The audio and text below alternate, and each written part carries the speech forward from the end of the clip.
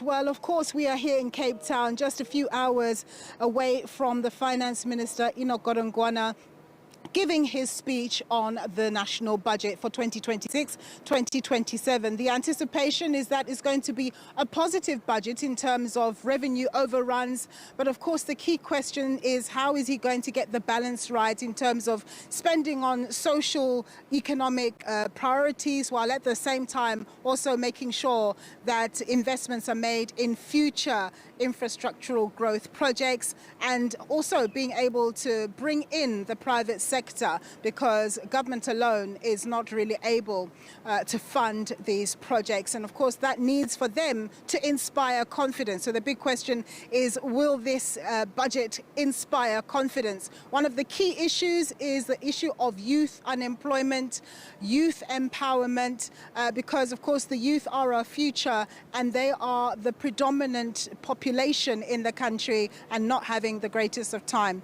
To speak further to this, I'm joined by Siba Nobandla. He is from Youth Capital. He's a regular guest on our annual budget commentary. Thank you so much for joining us, Siba. So we talked last year. I want your reflections on the budget from last year and what you've seen in terms of progress or otherwise this year.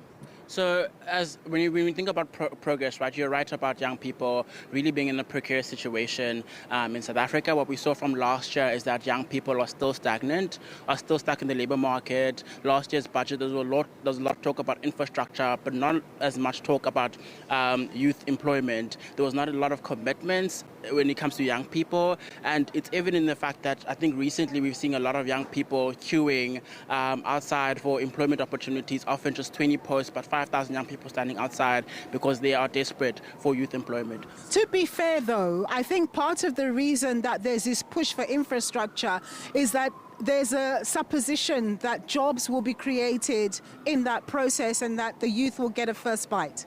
Look, we're not against infrastructure development, but what we need is concrete plans that say that, hey, young people will be prioritized when it comes to this unemployment. Otherwise, if you're talking about investing in infrastructure, really we do not know where that money could go. If it's not going to young people's pockets, it's not investing in our young people, it's not investing in the future of this country. So this is what we need to see. When mentioning investments, we need to also make sure that we're prioritizing youth employment and youth skills. So we always, ask people who are covering the markets, managing market funds and so on, what the confidence levels are like. What are the confidence levels like for the youth in your view?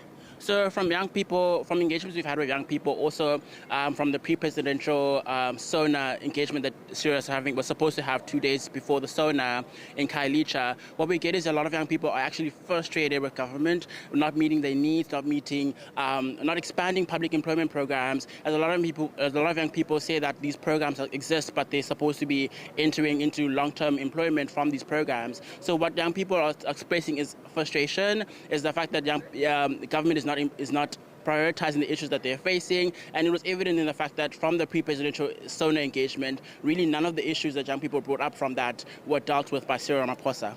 And in terms of the current sort of initiatives that are in play, the YES program, and you talked about the expanded public works program and so on, there are a number of programs. How impactful are they? So these programs are quite impactful. We are seeing a lot of economies throughout South Africa, economies that are otherwise dead, being revitalized by these programs. Yes, they're of course short-term, and we're seeking for these programs to actually expand and not just be short-term. There's always work out there for young people to do. We're complaining as South Africans that our streets are dirty, there's no service delivery, and this is where young people should be. So utilizing these programs to actually expand the work that young people can do for our country and making sure that they serve and are valuable human beings and contributors to the economy. And lastly, before I let you go, because I don't have a director in my ear, what is it that you're hoping that the Finance Minister will speak to specifically this afternoon for you? So we're hoping that the Finance Minister will actually put out concrete plans and timelines to youth employment, right? Looking at the budget and looking at how much he is planning to spend on just revitalizing infrastructure, healthcare and all these things. We need actual plans that say, hey, we are committed to doing this by this time, and we are committed to making sure that so many young people are employed through this initiative. And we're also looking to expand public employment programs. It's not just good to mention that these are employment programs that are treating young people that are good for the economy, but continually underfunding these programs. It's important that you continue to fund these programs if you say that they are good for the economy. Excellent. Thank you so much, Siba. That was Siba Nobandla from Youth Capital speaking to us, saying that they want to see concrete actions. They don't want to hear big sums being committed to this. They want to hear about the detail and actually see the impact on youth unemployment, getting more young people empowered so that they can empower themselves and their families and maybe in the process create jobs themselves.